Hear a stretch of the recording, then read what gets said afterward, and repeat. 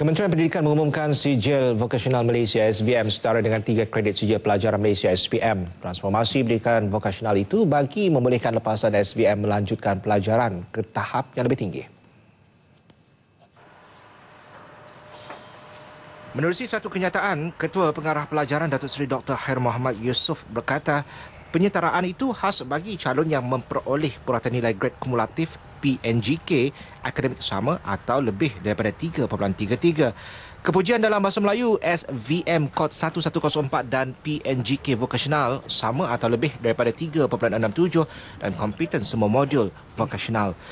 Pelajar lulusan SVM yang layak akan berpeluang melanjutkan pelajaran ke Diploma Vokasional Malaysia di Kolej Vokasional dan boleh mendapatkan Sijil Kemahiran Malaysia SKM hingga ke tahap tertinggi, itu pada tahap 4.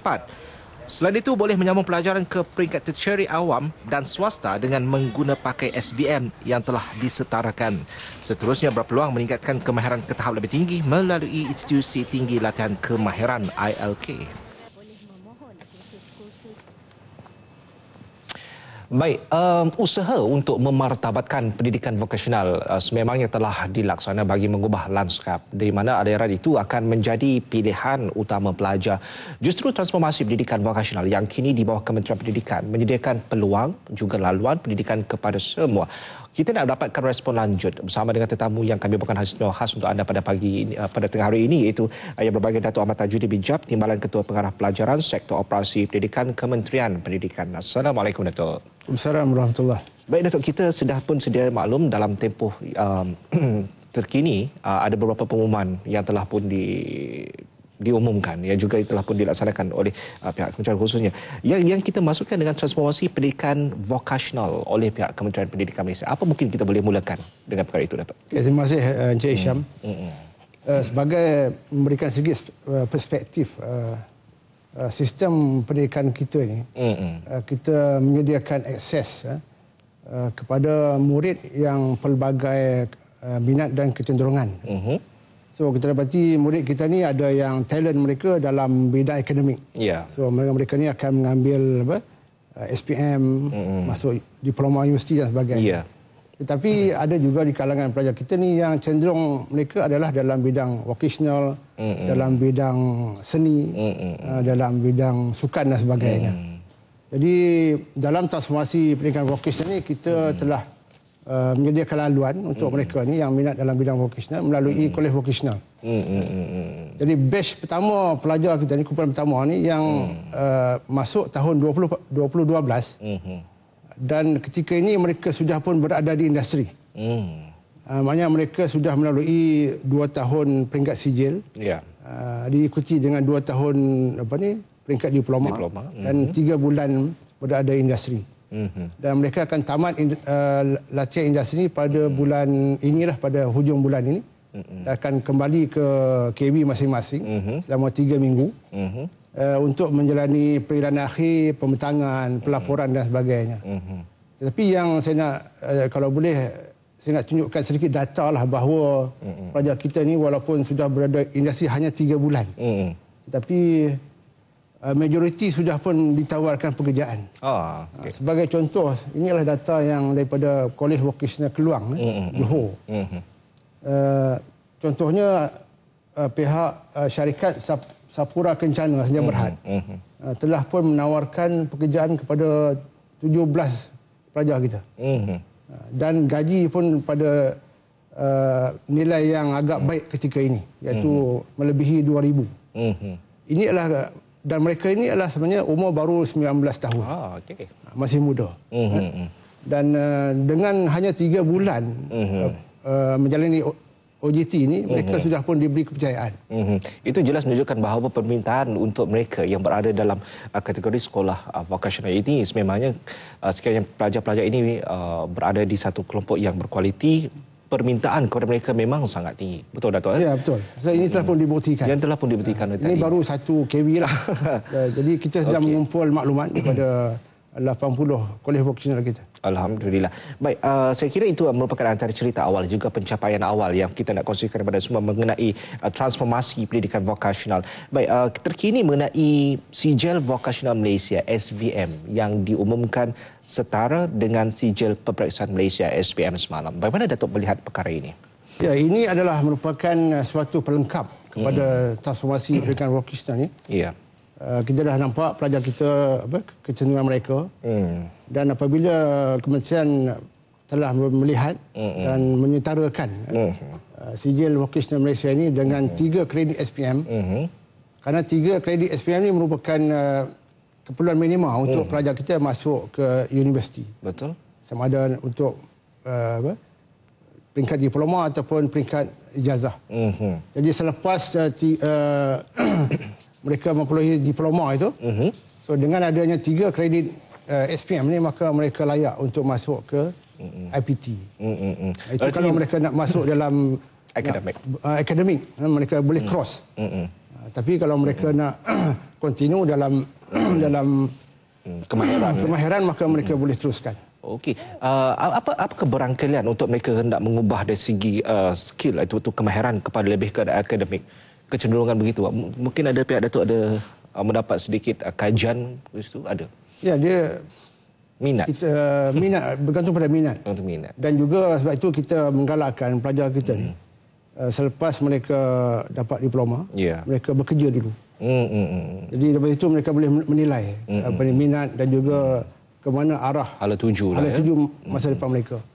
Jadi kalau mereka rasa mereka lebih baik berada dalam bidang kemahiran, maka mereka boleh teruskan melanjutkan ke tahap kemahiran yang lebih tinggi. Tapi kalau dengan kemahiran yang tinggi di peringkat diploma itu mereka nak mengubah haluan, maka ini sudah pun membolehkan mereka ke arah yang begitulah. Iyalah mungkin di satu tahap tu ia lebih matang dan punya sudah ada rasa untuk mengubah laluan. Jadi sudah ada dua pilihan kepada pelajar-pelajar ini. Itu artinya membuktikan bahawa pelajar-pelajar KV, College Vocational, layak dan mempunyai peluang sangat cerah untuk berada dalam kelompok IPTA dan juga IPTS, betul tak? Ya. Okey. Baik, kalau untuk mereka yang tidak layak memiliki setara SPM, sebab tadi kalau kita sudah maklum dia ada pointer-pointer.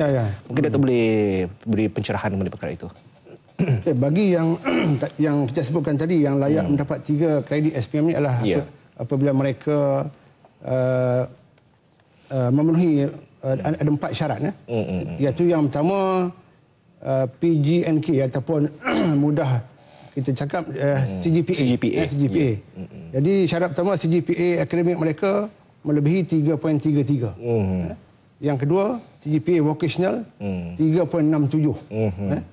Dan juga mereka juga dapat kepujian bahasa Melayu peringkat College Vocational dan kompeten semua modul vocational. Itu syarat dia. Tetapi bukan semua pelajar kita yang mencapai tahap ini. Jadi tetapi kita tentukan bahawa untuk mereka yang tidak mencapai tahap ini tetapi mereka mencapai tahap yang lebih rendah, maka mereka boleh masuk ke sijil vocational Malaysia, boleh masuk ke diploma vocational Malaysia di KV yang sama. Syarat dia lebih mudahlah. Contohnya CGPA akademik ni hanya 2.0, CGPA vocational 2.67 dan juga kompeten semua modul. Itu standard yang kita tentukan untuk masuk ke peringkat diploma. Namun jangan risau, MOQ telah menyatakan bahawa kedua-duanya adalah sama rata setara dari segi diplomanya, betul Datuk? Diploma apabila diiktiraf oleh MK maka dia sama rata. Dari segi gaji bergantung kepada syarikat. Ya, bergantung kepada majikan. So saya percaya dalam bidang kemahiran ni gajinya akan lebih besar. Betul. Tapi ramai yang tidak melihat perkara itu, Datuk. Sebabnya saya rasa ramai juga masih lagi, namun alhamdulillah sudah ada persepsi yang berubah. Kita tidak mahu lagi ada persepsi bahawa vocational ini berada di kelas yang lebih rendah berbanding dengan kelas akademik. Minta pandangan sikit dah Datuk. Dan kenapa sekarang ini baru lebih penumpuan? Saya rasa mungkin sebab negara kita dah hampir untuk jadi negara maju, negara industri. Ya, ini adalah merupakan persepsi lah. Persepsi, tapi yang penting sekarang ni adalah kita boleh tunjukkan data, bukti. Bukti dah ada jelas. Bukti dah ada. Jadi pada pelajar kita ni yang akan kembali ke KV, kita akan lakukan survey, satu kajian dari segi apa yang mereka lakukan di sana, dari segi penawaran gaji mereka. Tapi pada saya dengan pada umur 19 tahun ini, so dengan gaji 2,000 lebih itu sudah mencukupi. Saya ambil contoh anak saya sendiri yang keluar daripada ada ijazah dalam kejuruteraan, gajinya permulaan pun baru 1,600. Mereka ni sudah melebihi. Mereka tak ada ijazah pun.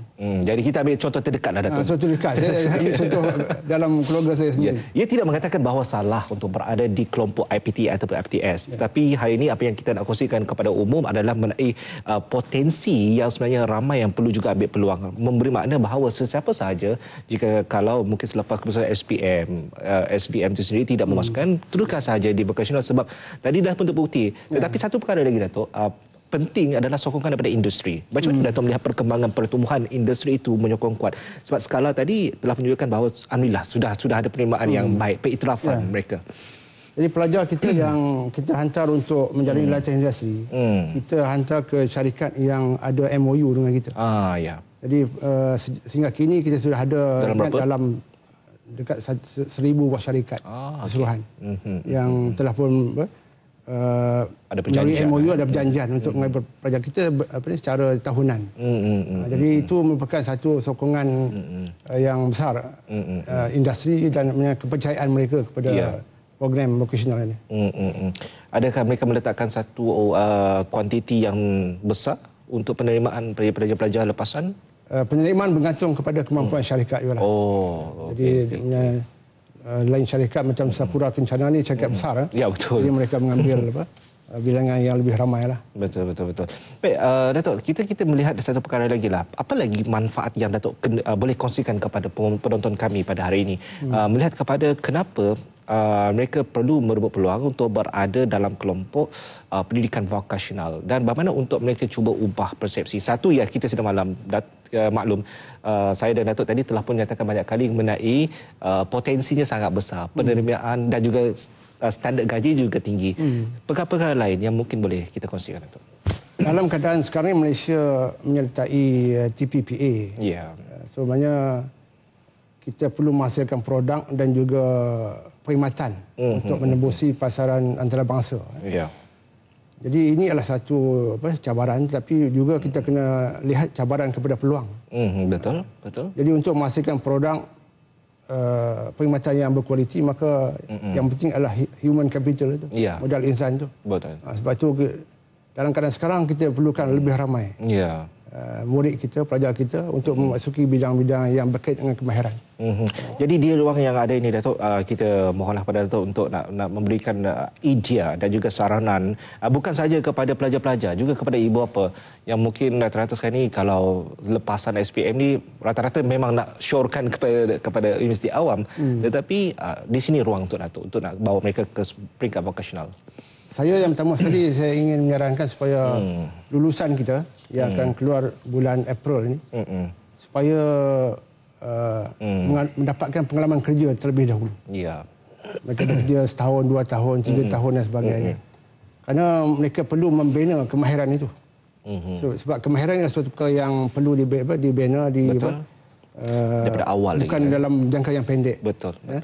Jadi mereka masih muda. Baru 19 tahun. Jadi pada saya 3-4 tahun akan datang pun tak ada masalah. Dengan ada kemahiran itu, baru mereka boleh berfikir nak sambung belajar ke. Sebab industri kita memerlukan pekerja. Betul. So, kita dalam transformasi ini pun kita nak hasilkan pekerja mahir. Tapi kalau semua nak pergi ke belajar dan dah kita ada kekurangan di situlah.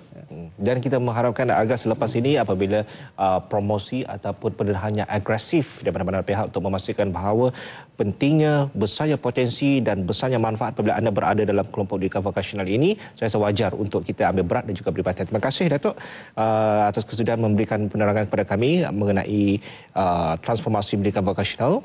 Datuk Ahmad Tajudin bin Jab, Timbalan Ketua Pengarah Pelajaran Sektor Operasi Pendidikan, Kementerian Pendidikan. Terima kasih, Datuk. Terima kasih.